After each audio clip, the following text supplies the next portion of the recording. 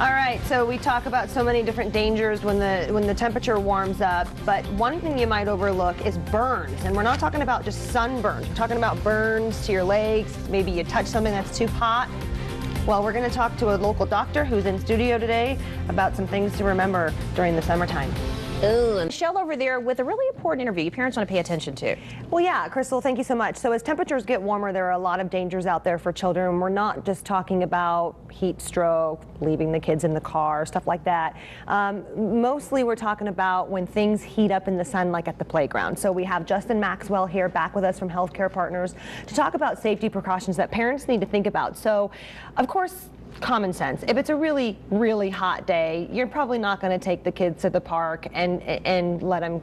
Yeah, I mean, it's hot to the touch, so you probably know. But sometimes it can get hot when it's still bearable for us out there, and kids really get burned. This happens a lot, but you don't think about it. How often does that happen, and how bad are those injuries? It actually is quite common. The metal and the plastic that's used to construct the playground can get very hot, 140 degrees, 150 degrees, causing second, third degree burns in a matter of seconds in children, and that's because their skin is a lot thinner than adult skin. So it's very important that parents are actually assessing the equipment, take the hand, the front and back of the hand, and leave your hand there to see if it's too hot, because it can cause those burns.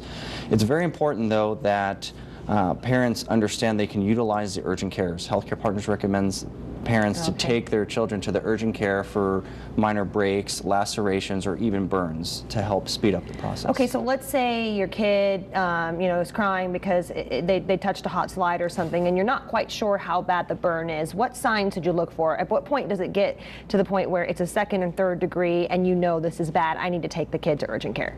Correct. If you start to see blistering on the skin, that is a sign of a second or third degree burn.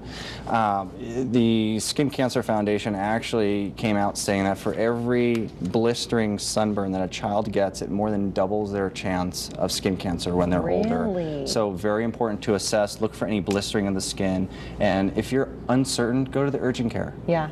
It's better to be safe than sorry. Absolutely. All right, Dr. Justin Maxwell, it was funny, Jen Wall and I were talking about how when we were kids, we didn't even think about these things. No, no, right. I just thought about how I was playing softball and got a blistering burn, and so now we're trying to be a little more aware of stuff like this, right? Yeah. Yeah, okay. I think we did a lot of things as kids that we would probably freak out about now, right, Crystal? I mean, think about the things we did as kids that our parents let us do. Absolutely. Well, that's why we have great guests like the good doctor to come in and tell us about things we need to know. So thank you both for that.